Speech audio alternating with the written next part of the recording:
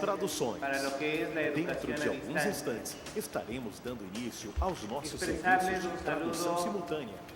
de Esta la gravação modalidad está abierta sendo y a distancia de nuestra Universidad Técnica Particular de Loja, en donde también estamos realizando educación a distancia y estamos presentes en todo nuestro país y también estamos presentes en España, en Italia y en Estados Unidos, atendiendo a nuestros migrantes ecuatorianos que se encuentran allá en estos países. Es un gusto para nosotros trabajar en un tema de trascendencia y de importancia como es la evaluación de los aprendizajes. En la mañana hemos escuchado en algunas intervenciones la preocupación que existe con respecto al tema de la calidad en la educación a distancia y especialmente el tema que nos convoca para este congreso. Está precisamente identificando la relación que debe existir en cuanto a la función del docente universitario y cómo estamos formando a los profesionales que estamos a su vez entregando a la sociedad.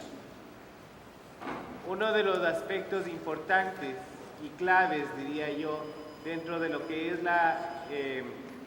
del sistema de educación a distancia, se refiere precisamente a la evaluación de los aprendizajes.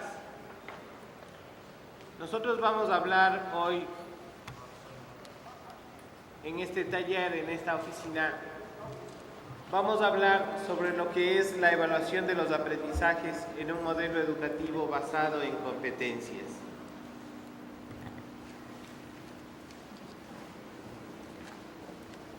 ¿Qué es lo que vamos a desarrollar aquí en este taller? Bueno, primero vamos a conversar un poco más. Hubiéramos querido que la sala sea un poco más pequeña y familiar con la finalidad de que no sea una exposición, sino que sea realmente un taller, en el sentido de conversar con ustedes. Pero bueno, vamos a ir dejando espacios de diálogo para las inquietudes que se vayan presentando en estas dos partes del taller. Quisiéramos hablar sobre la planificación de la evaluación de los aprendizajes. Dentro de lo que es la planificación de la evaluación de los aprendizajes llegaremos a analizar una de las herramientas que nos permiten planificar de mejor manera la aplicación de los instrumentos de evaluación, como es la matriz de especificaciones. Hablaremos también dentro de esta construcción de la matriz de especificaciones aquellas dimensiones o dominios del aprendizaje que se consideran importantes a la hora de planificar el diseño y la aplicación de una evaluación, de un instrumento de evaluación. Y finalmente presentaremos lo que es la experiencia nuestra como universidad, la aplicación de instrumentos de evaluación de los aprendizajes a nuestros estudiantes, la construcción de estos instrumentos que venimos desarrollando en nuestro sistema de estudios a distancia. Bien, primero que nada, ¿qué es la evaluación de los aprendizajes? Hablar de evaluación de los aprendizajes, como decía, es un tema complejo, es un tema clave dentro del proceso de formación, de los estudiantes y de los nuevos profesionales, porque no debe ser ese simple momento de recoger información y de cuantificarla y a lo mejor con ello llegar a acreditar. Cuando hablamos de un modelo basado en competencias, estamos diciendo de que no vamos solamente a formar profesionales para entregar una titulación, sino que vamos a formar profesionales que tienen algunas competencias que se van a aplicar luego en el mercado profesional. Estas competencias que se desarrollan a lo largo del proceso de enseñanza-aprendizaje tienen que ser finalmente organizadas y desarrolladas por alguien. Ese alguien somos los profesores universitarios. Y entonces, cuando hablamos de evaluar aprendizajes, como digo, es un proceso continuo, es un proceso integral que nos permite sí recoger información, pero también que nos dice mucho de cómo está el proceso formativo del estudiante. Cuando hablamos de un modelo de estudios basado en competencias, a nosotros lo que nos debe interesar es que si finalmente nuestros estudiantes están desarrollando las competencias previstas en un plan docente, previstas en un perfil curricular, previstas en un perfil de titulación. A nosotros lo que nos debe interesar también es de que esas competencias puedan ser desarrolladas en el ámbito profesional. Como decíamos, que no solamente se considere una evaluación que permita recoger información y calificarla y a lo mejor acreditar. Más allá de la acreditación, debe ser la constante preocupación del profesor universitario, del docente universitario, el transferir conocimientos, pero también motivar y transferir habilidades y motivar aptitudes de ese nuevo profesional. Cuando se hablaba de la presentación de este evento, había una interrogante muy interesante respecto a cuál era el papel que nosotros como profesores estamos desarrollando dentro de lo que es la formación de nuevos profesionales. Y la interrogante decía, ¿realmente buenos profesionales hacen buenos programas de educación a distancia? La pregunta es ¿cómo estamos en ello? Entonces, un elemento dentro de la formación de los profesionales es justamente la evaluación de los aprendizajes, el saber cómo estamos avanzando. Y cuando hablamos de evaluación de aprendizajes, no hablamos solamente de evaluarlo al estudiante, sino que también estamos evaluándonos como responsables de una función que es la de la gestión del proceso de enseñanza-aprendizaje.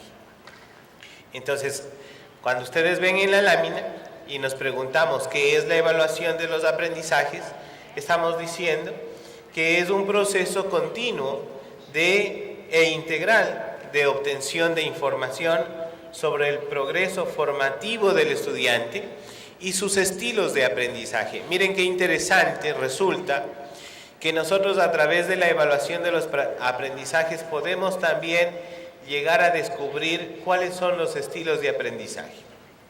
Recordemos que cuando hablamos de un sistema de educación a distancia, no podemos observarlo y no podemos observar claramente cuáles son los estilos de aprendizaje de nuestros estudiantes, porque en primer lugar están dispersos por todas las partes en donde nosotros ofrecemos este sistema y no existe una homogeneidad en cuanto a características de estudiantes. No podemos hablar que sean exclusivamente estudiantes que se encuentran en una determinada edad. Recordemos que en este sistema que tenemos una apertura para ingresar estudiantes. Pueden venir de cualquier edad, podrían venir profesionales que vayan a buscar una segunda profesionalización, es decir, tenemos distintos estilos de aprendizaje y eso lo podríamos nosotros observar también a través de estas evaluaciones de aprendizaje. También decimos que le orientan a reconducir su itinerario y al docente a ajustar su didáctica. Entonces, cuando hablamos de evaluar los aprendizajes, lo hacemos para que no se quede en una mera calificación, sino que sea un proceso que me permita llegar al mejoramiento continuo y permanente. Y ese mejoramiento continuo y permanente va a ser desarrollado por tanto el estudiante como por el profesor.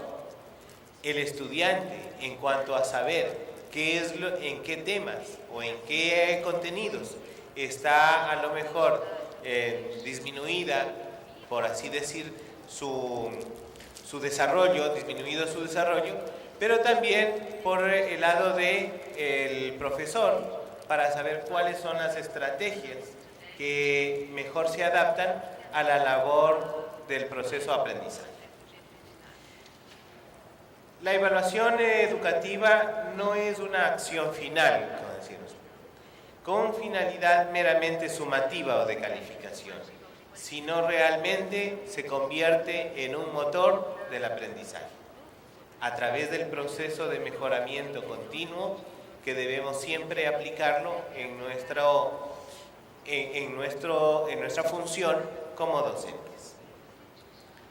Ahora, si hablamos de ser un proceso, entonces no se convierte en un solo momento.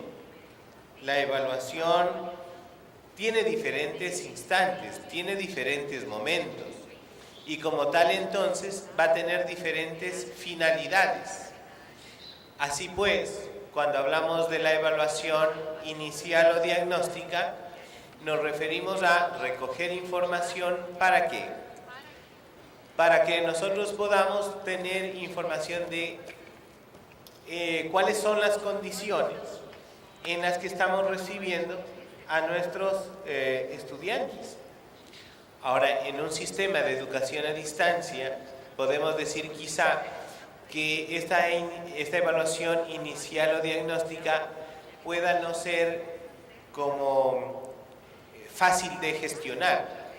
Sin embargo, a través de las tecnologías, a través de la tecnología, nosotros sí podemos saber en qué condiciones están llegando nuestros estudiantes. A pesar de que recordemos que en un modelo basado en competencias, el estudiante tiene que considerar cuáles son los prerequisitos en el ámbito de competencias que debe reunir para poder tomar el componente.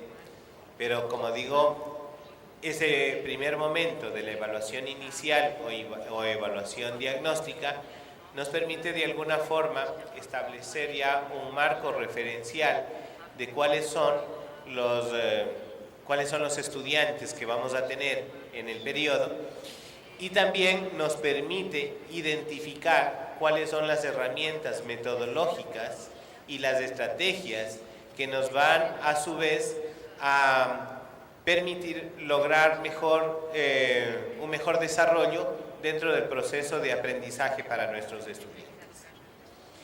Y luego existe la evaluación continua, la evaluación formativa, que se podría dar en varios espacios de tiempo, en varios momentos. La planificación que desarrolla el docente antes de iniciar un proceso de aprendizaje debe contemplar ya cuáles son los momentos de evaluación, que vendría a ser la evaluación formativa, que es la que me permite decir cómo va el proceso de aprendizaje. Y a lo mejor vamos a encontrarnos luego ya con una evaluación final, que vendría a ser esa evaluación sumativa que finalmente me va a decir si el estudiante ha logrado desarrollar las competencias que estaban planteadas en un inicio del trabajo.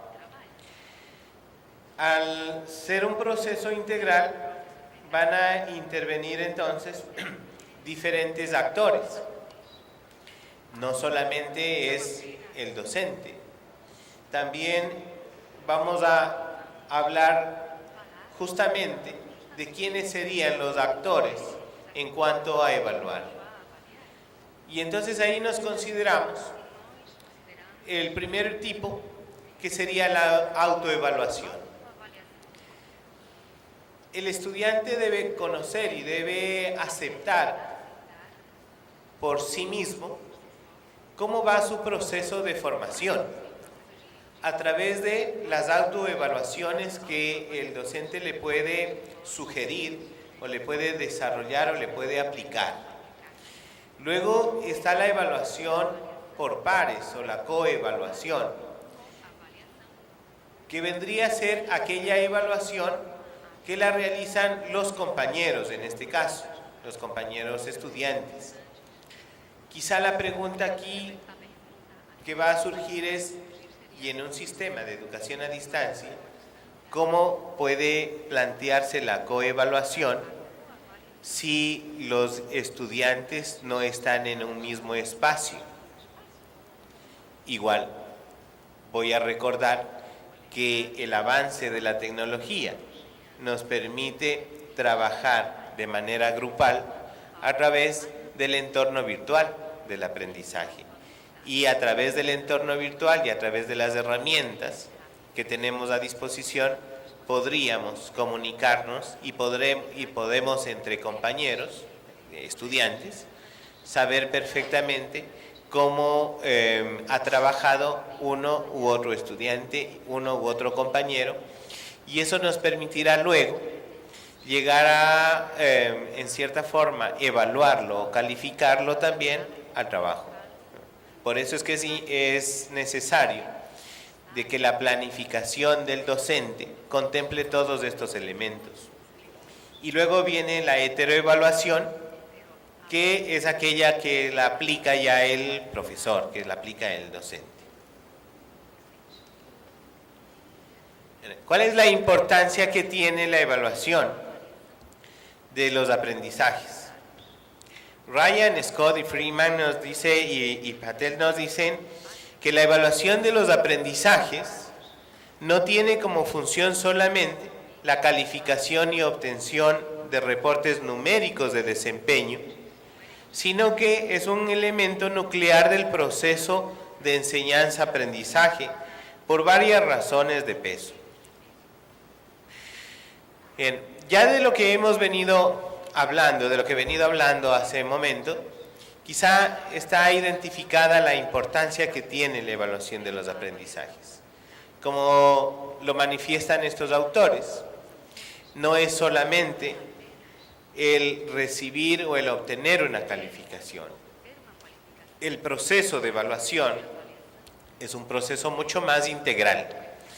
El proceso de evaluación es, si bien, un elemento clave dentro del sistema, pero más que nada es un proceso que nos permite considerar el avance, considerar cuáles son las mejoras en las que se debe emplear. Recordemos que todo proceso finalmente tiene que ir siendo mejorado. Los procesos de enseñanza-aprendizaje no pueden quedarse estáticos. Los procesos de enseñanza-aprendizaje son más bien dinámicos. Y la dinámica viene no solamente por el lado de las tecnologías, la dinámica viene también por las estrategias didáctico-pedagógicas que el docente o que el profesor está buscando emplear dentro de su clase o dentro de su componente, dentro del desarrollo de su componente educativo. Por eso es que proporciona esa información que es válida sobre el progreso que va teniendo el estudiante, y porque eso permite reforzar, en muchos casos, reconducir también las estrategias que el profesor está empleando. Pero por supuesto también se convierte en un elemento motivacional. ¿Por qué hablamos de un elemento motivacional? Porque todo esfuerzo necesita ser avalado, necesita ser evaluado y necesita saber cómo ha sido desarrollado. Y entonces se convierte en un elemento motivacional porque identifica los aspectos que al estudiante a lo mejor le pueden haber sido disminuidos. Recordemos que cuando hablamos de estilo de aprendizaje, cuando hablamos de capacidades, no todas las personas manejamos un mismo estilo de aprendizaje. No todos los estudiantes tienen las mismas habilidades y no todos los estudiantes tienen las mismas destrezas y las mismas actitudes. Entonces, quizá para algunos hay un conocimiento, pero no hay actitud. Para otros quizá puede haber mucha actitud, pero le falte conocimiento. Entonces, se convierten en un factor motivacional también para el alumno, en saber cómo avanza, cuál es el desarrollo y qué tan, vamos a decirlo así, qué tan fácil o tan difícil le puede estar resultando el desarrollo de ese componente educativo. Y por eso es que decimos que revela las características de los estudiantes en cuanto a lo que es el estilo de aprendizaje y también a las habilidades para el estudio. Ahora, cuando hablamos de un currículum, de un modelo educativo basado en competencias, decíamos que un currículo por competencias implica el esfuerzo de todos. Cuando hablamos de competencias, recordemos que nos estamos refiriendo a ese conjunto de conocimientos, de habilidades y de actitudes que vienen a ser parte de la persona, no hablo solo del estudiante, la competencia que tiene la persona, como para poder desarrollar una u otra actividad. Entonces, cuando hablamos de un modelo educativo basado en competencias, no solamente nos interesa ubicar conocimientos. Como profesores, recordemos que somos responsables de la formación de los nuevos profesionales que vamos a ofrecer a la sociedad. Que son esos nuevos profesionales los que finalmente van a incidir en el desarrollo de la ciudad, del país, de la región, etc. Que son esos nuevos profesionales los que van a través de su creatividad, de su conocimiento, de su empeño, de su motivación, van a mejorar la situación actual.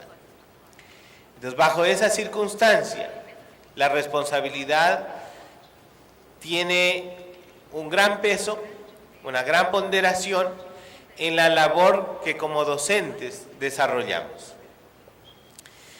Y en un modelo basado en competencias, ya no seremos a lo mejor los mediadores exclusivamente entre los autores del texto y el estudiante. Ya no seremos solamente aquellos que facilitamos la comprensión de ciertos contenidos. A eso debemos agregar estrategias que nos permitan, junto con los contenidos científicos, desarrollar actitudes y desarrollar destrezas, desarrollar las habilidades que a lo mejor el estudiante no las tenía como muy informadas, como muy desarrolladas.